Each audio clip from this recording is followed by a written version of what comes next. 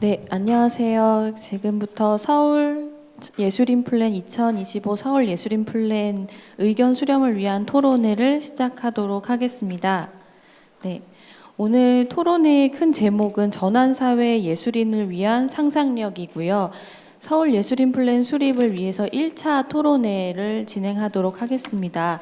오늘의 프로그램은 앞에 세 분이 발표를 해주시고요. 잠시 10분 정도 휴식을 한 후에 6분이 지정 토론으로 참석을 하신 후 이와 관련된 종합 토론을 약 40분간 진행해서 3시간 동안 토론회를 진행할 예정입니다. 그리고 오늘 이제 참여해 주실 분들을 좀 소개해 드리면요. 먼저 제 옆에 계신 선생님부터 좀 인사를 부탁드리겠습니다. 한국문화관광연구원의 예술정책연구실장으로 계신 양혜원님 오셨습니다. 네.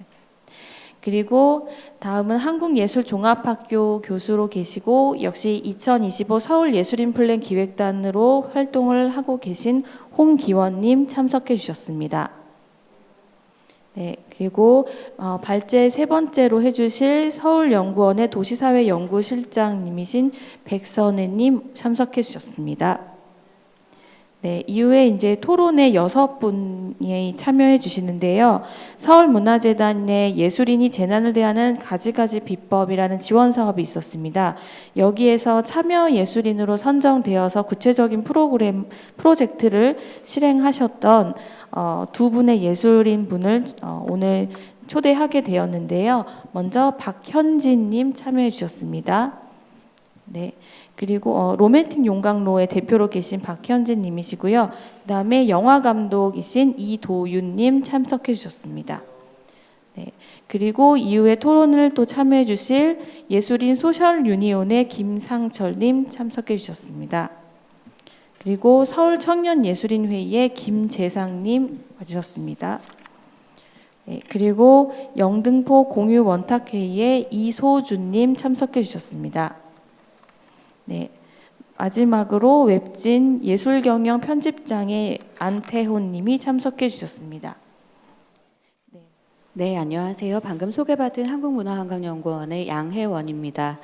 네, 오늘 저는 예술 전환의 분기점 코로나19가 문화예술 분야에 미친 영향과 전망이라는 주제로 발표를 드리도록 하겠습니다. 밑에서도 축제의 경우에도 이런 튜브나 아니면 어떤 소규모의 텐트 등을 활용해서 어떤 사회적인 거리를 두면서 축제를 진행하고자 하는 그런 시도들도 이루어지고 있습니다. 또한 저작권 제도의 정비나 유통 플랫폼의 구축과 지원, 수익 창출 사업화를 지원하는 부분들이나 디지털 격차의 완화를 위한 정책적 지원과 그리고 이제 문화적 표현의 다양성을 확보하기 위한 다양한 실험적이고 혁신적 시도에 대한 지원들이 함께 진행될 필요가 있겠습니다.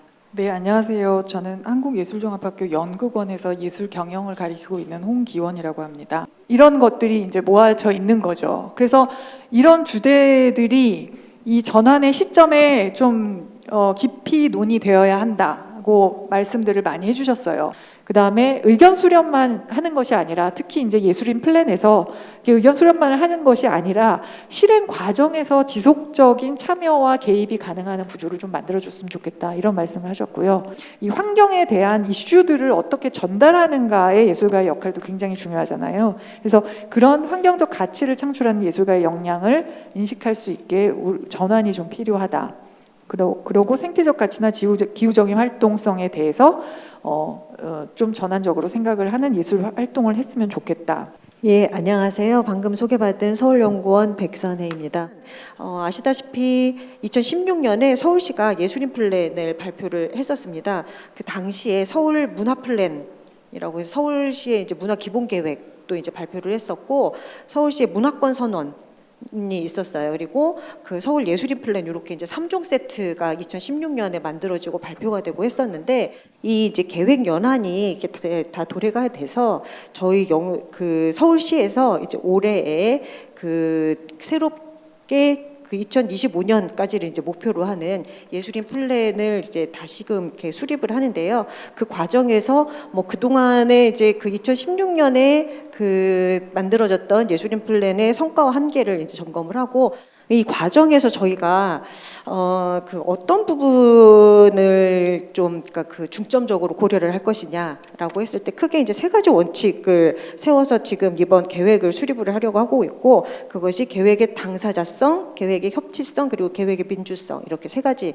정도로 저희가 일단은 그 지금까지 이제 논의나 이런 것들을 통해서 좀 정리를 해봤습니다. 그럼 먼저 첫 번째로 로맨틱 용광로의 대표이신 박현진님의 토론을 발제를 듣도록 하겠습니다.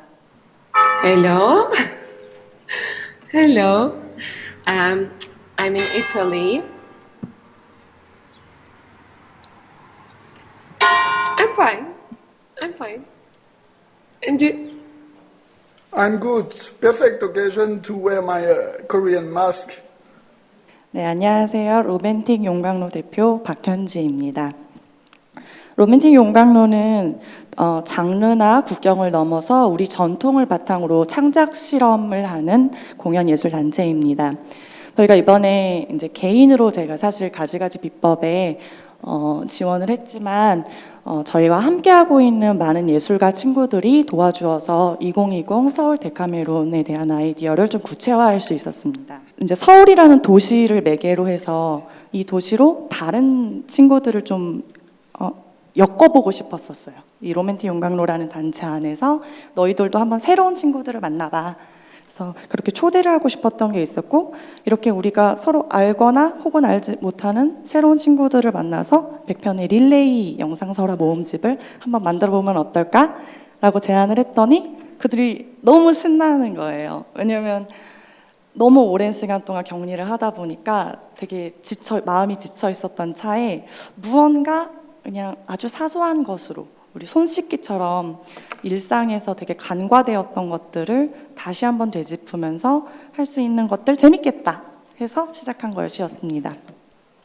안녕하세요. 저는 예술인이 재난을 대하는 가지가지 비법 공모의 조립식 영화라는 기획을 응모하고자 카메라 앞에 선 이도윤이라고 합니다. 조립식 영화란 코로나19로 인해 사회적 거리를 유지해야 하는 요즘 같은 상황에 딱 맞는 영화 제작 방식인데요. 누구나 영화를 만들 수 있는 시대에 사람들과 부딪히지 않고 영화를 할 수 있는 시대가 오지 않을까 싶어서 좀 고민을 했던 게, 약간 이번에 그런 것들이 이 코로나라는 재앙을 맞으면서 좀 구체화가 됐던 것 같아요. 그래서 말 그대로 조립식 영화인 거죠. 모든 사람들이 각자의 위치에서 해놓은 것들을 연출자가 잘 어루만져가지고 한 편의 영화를 만드는 과정을 굉장히 해보고 싶었어요. 예, 반갑습니다. 예술인 소셜유니온의 김상철입니다. 기존의 행정과정이 실패하는 곳에서 다른 행정과정을 찾아내는 과정이 그 협치인 거고, 그러면 이 협치는 다른 행정과정이어야 하는 거죠. 그럼 여기에서 참여하는 시민과 행정의 태도는 서로 양보해서 50%씩 만족하는 게임을 만드는 게 아니라 기존에 주장했던 것 대신에 제3의 대안을 같이 만들어 가려고 하는 노력이 있어야 할 것 같습니다. 네, 반갑습니다. 소개받은 김재상이라고 합니다. 그 2025 예술인 플랜의 방향이 저는 이게 지속 가능이라는 토대 위에, 그러니까 지속 가능이라는 전제 장치가 더 중요하다라는 말씀을 한 번 더 드리고 싶고요. 2025 예술인 플랜은 문화예술계의 지속 가능한 토대 마련을 위해 예술인이 바라는 서울에 대한 플랜으로 자리매김할 수 있어야 된다라고 생각을 합니다. 안녕하세요. 이소주입니다. 5월 29일 날 영등포 공유원탁회의가 총회가 있었고요. 지금 2기 공동 운영위원장이 이제 선출이 돼서 저는 1기 이제 운영위원장으로 이제 마감을 하고요.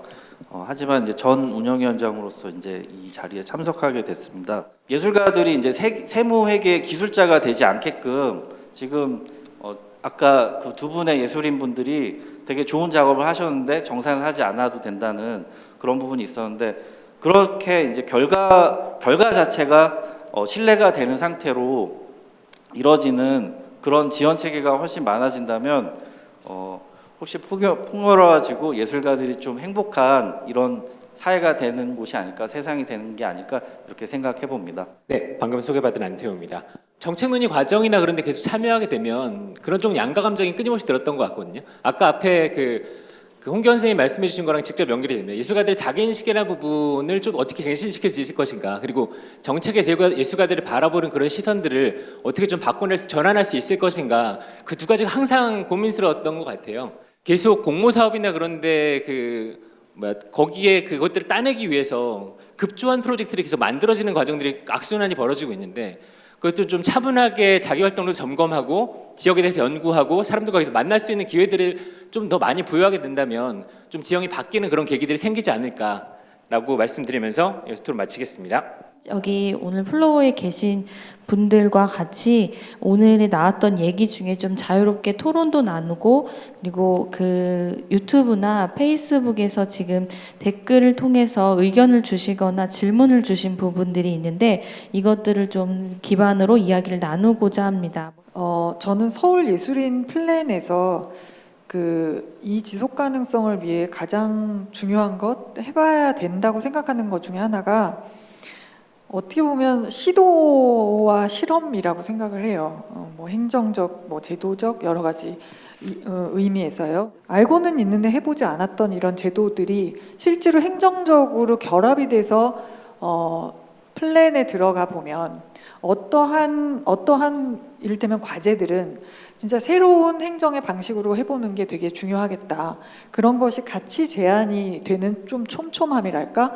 그런 것들이 시도가 된다면 모든 사람이 굉장히 이거를 통해서 좀 뭐랄까 좀 벅차는 그런 감정을 조금씩이라 느끼지 않을까 그런 생각이 들어서, 그렇기 때문에 활동증명 제도의 기준을 지금보다 더 느슨하게 만들어지실 때 과연 그게 붙을 수 있겠는가, 그 딱딱한 그 벽면에 붙을 수 있을 건가라는 고민을 해야 되는 거고, 만약에 그게 힘들다라고 하면 이 활동증명 제도에 진입하기 용이한 우리만의 룰을 만드는 거죠. 참여 예산제라든가 이런 그러니까 이제 다양한 그 경로들을 통해서 예술인들이 참여해서 뭔가 정책을 제안하고 그거를 실현하는 그런 과정들이 크지 않더라도 작은 과정들이 이제 계속 그 쌓여나가는 부분이 이제 큰 축으로 한 가지가 있을 것 같고, 그리고 그 과정에서 상호간에 그러니까 행정과 그 예술인 상호간의 어떤 신뢰라든가 이런 부분들이 사실은 쌓여나갈 거라고 생각을 합니다. 이렇게 정량에 맞춰져 있는 성과 지표를 어떻게 바꿔낼 수 있을 건가에 대한 논의가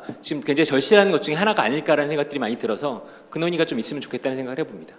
그 뭐 시민 참여 예산이나 뭐 이런 행정들이 있는데 아까 금치산자라고 표현을 하셨지만 그 진입하기가 좀 어려워요. 너무 어렵게 느껴지거든요. 이 행정이라는 부분이. 그리고 서류나 이런 것도 너무 어렵게 느껴지는데, 사실 가지가지 비법 공모전에서 제일 좋았던 거는 좀 형식이 좀 쉬웠어요. 오늘 정말 긴 시간 동안 참여해 주신 많은 발제자와 토론자 분들께 감사드리고요. 그리고 이 자리에는 못 오셨지만 온라인으로 현장을 계속 지켜봐 주시고 의견을 주신 많은 분들께 감사드립니다. 그 외에도 오늘 질문들이 여러 가지가 나왔습니다. 저희가 서울연구원과 같이 이 질문들을 공유하고 이후에 서울예술인 플랜에서도 이 질문들이 촉발된 그 오히려 현장에서의 목소리들을 더 궁금해 하면서 예술인 플랜을 짜는데 역할을 하도록 하겠습니다. 그럼 오늘 2025 서울 예술인 플랜 의견 수렴을 위한 1차 토론의 전환 사회의 예술인을 위한 상상력은 여기서 마치도록 하겠습니다. 네, 참여해 주신 모든 분들께 감사드립니다.